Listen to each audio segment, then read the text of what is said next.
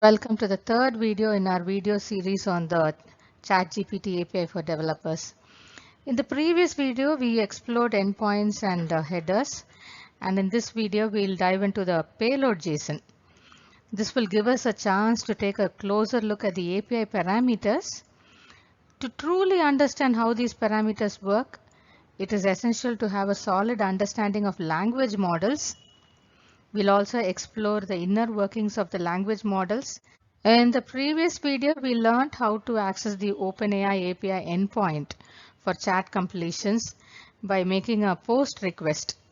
Alternatively, it is also possible to use the OpenAI Python library directly, but that we will explore in future videos. Let's take a closer look at the different parts of the code snippet. First, we import the necessary libraries. We use the requests library because we are making use of the HTTP request, and the JSON library to manipulate the JSON objects that we pass to and receive from the OpenAI API. Next, we specify the endpoint URL. It is crucial to provide the correct endpoint and the model based on our specific application. In this case, we are using the chat completions endpoint. In the headers, we pass information about the format of the payload JSON, and we also pass the authorization token, which is in the form of our API key. We will explore the payload JSON and the common parameters that are used for interacting with the ChatGPT model. These parameters allow us to provide instructions, to set the options, and basically they control the behavior of the model. Now let's take a closer look at some of the parameters like model, messages, and temperature. Once we have the desired parameters, we can pass it as a request to the OpenAI API, and then we can receive the response from the ChatGPT model. Finally, we can print the response. In the previous video, we used Playground to check the models that are available. It is also possible to do the same thing using a Python code. To find all the models that are currently accessible, we can use the list method. Code that we just saw returns a models object. It has a data key associated with it. So we can retrieve the data key and access the 0th element in the data list. This will give a particular model. Let me take the 0th model which is available, and then I can print the ID of the model. More practical use for this code is if I want to check only those models that allow fine tuning. So let me take all the models one by one and check if it has permission to allow fine tuning, and if allow fine tuning is true, then the model is returned. Finally, I print all the models that allow fine tuning, and I print only the ID of the model. It is possible to retrieve a required model based on the retrieve method as shown here, openai.model.retrieve, and I can give the ID of the model. The purpose of the ChatGPT model is to have interactive conversations like a chat, or in other words, to get informative responses based on what you call as user prompt. The prompt is the initial input, or this is the query which is given by the user. In our example, the prompt was, what is Python? The model takes this prompt and it generates a completion. Completion is nothing but a continuation of the text, which is based on the input that is given. So here the completion generated by the model, it gives an answer, or in other words, it gives a response to the prompt. For example, for our prompt, the completion that we get is Python is a high level interpreted, etc., etc. This completion is literally giving us more information about Python, but it is all based on the initial prompt.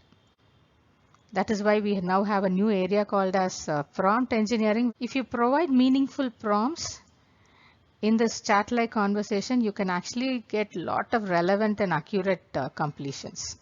This prompt is included in the payload JSON.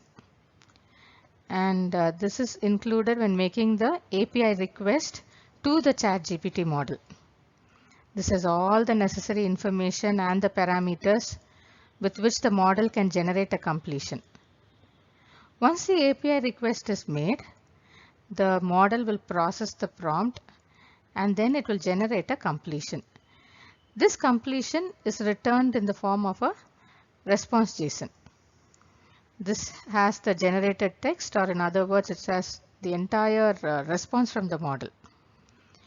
It is important that we understand the structure of the payload JSON and the response JSON if we want to effectively utilize the ChatGPT model. The prompt is a key value pair within the payload JSON.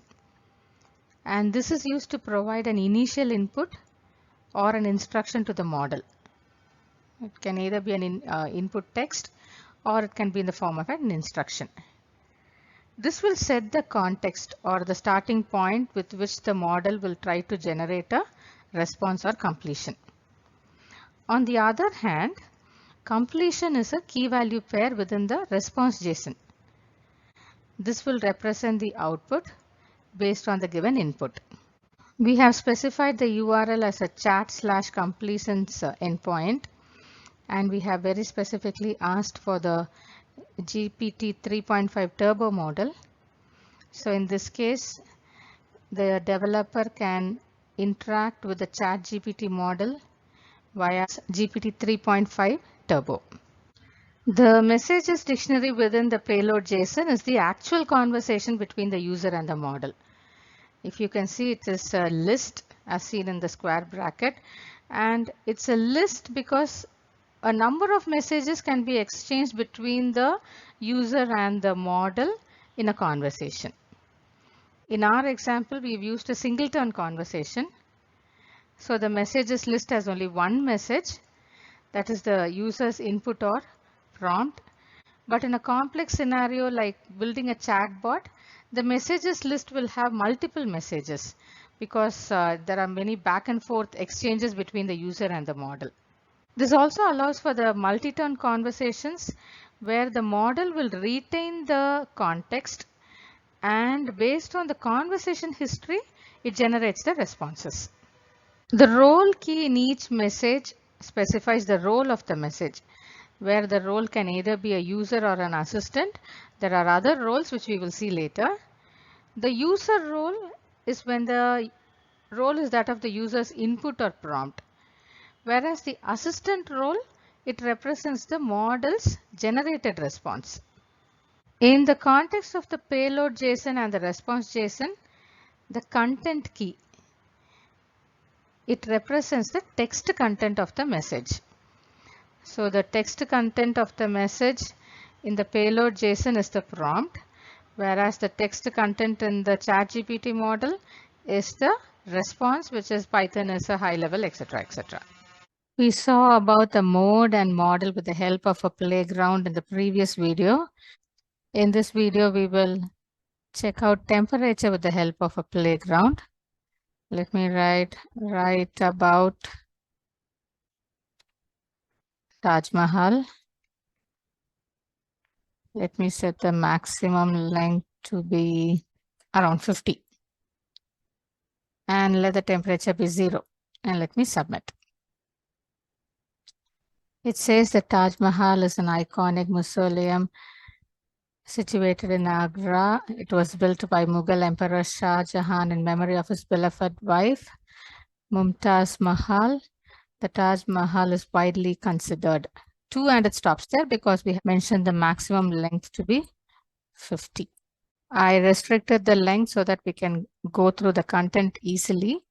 And these are all facts about Taj Mahal. Now, let me give the same prompt, but let my temperature move above 1. And let me submit. It says it's an impressive white marble mausoleum in Agra. The stunning building is widely acknowledged as one of the world's 7 wonders. So the minute I changed the temperature, it had a more creative way of giving me the sentence. So with this information, let's start looking at what is language model. To understand this parameter called as temperature, we need to understand the fundamental principle of the traditional language models. They are basically next word in a sequence predictors. So if you have the sequence, I went to Alex's house to play, I had a good time with. The work of a good language model is to predict the next word, which is Alex. It read the first sentence, then it understood that the word Alex is the one that has to complete the text. Let's look at the same thing mathematically.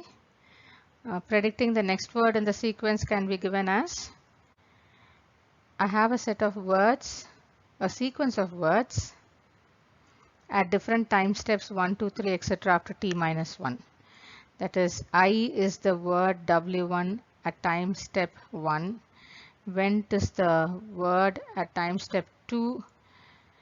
House is the word at time step 5. Dot at time step 8. With at time step 14, which is nothing but t minus 1. The problem is now to find the word at time step t, which is 15. This can be written mathematically as what is the probability of finding W15 given W1, W2, etc. up to W14. A good language model will predict W15 as Alex. How it does this is, it has something called as a vocabulary. Let's say the vocabulary of our language model is English. So it will have all possible words in English as the vocabulary. And in the final step, it will try to give a probability for all the words in the vocabulary. That is, it finds the probability distribution over all the words in the vocabulary, and it will return the word which has the maximum probability. So here, when it had a sentence and it had to find the 15th word, it gave a probability distribution over all the words in the English dictionary along with the names. And then it gave the maximum probability to the word Alex. And that is the reason we had the output as Alex. With the help of the vocabulary and a probability distribution, it returns the most likely word. And that is what is our generated text or output. This understanding is essential to understand what is the temperature parameter.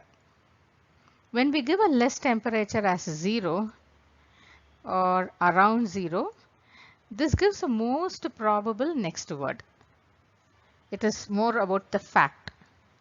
But when our temperature is higher, let's say over 1, it gives a high probability to a lot of words, and it has a tendency to pick any word from the list of high probable words that it has.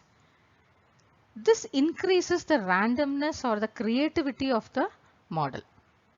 To summarize, the temperature parameter takes a value between 0 and 2, 0 being the most likely word being predicted. The choices it has to predict is so limited that it will be mostly a fact, and it will be repetitive because from the high probable words it's going to choose only the most likely word, and so it will be precise because it's going to be a fact. But as we go to a temperature above 1, which is towards 2, there is a huge list of words which have a probability of being selected next. So this makes it more creative and random. This increases the creativity of the model, and so this is suggested when we want to write stories or poems. But when we want factual information, the temperature has to be less. So deciding what the temperature should be is totally dependent upon the application and the use case. And by default, the temperature is set to 1. In the given code snippet, request.post with 3 parameters URL, headers and data is a post request that is made using the Python request library. Let's break down the components. First we have URL. It represents the URL to which the post request is being made. Header is the dictionary that has the header information, and data is the payload data that is sent with the request. In this case, the data object has to be first converted to a JSON string using json.dumps of data. This is essential because the request library expects the data to be in the JSON format. The request.post method sends the HTTP post request to the specified URL with the provided headers and payload data. It returns a response object. This response object has the response from the server.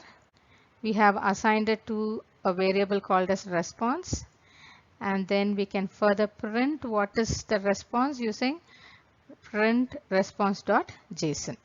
In the next video, we will see some more parameters which are part of the payload JSON. Thank you.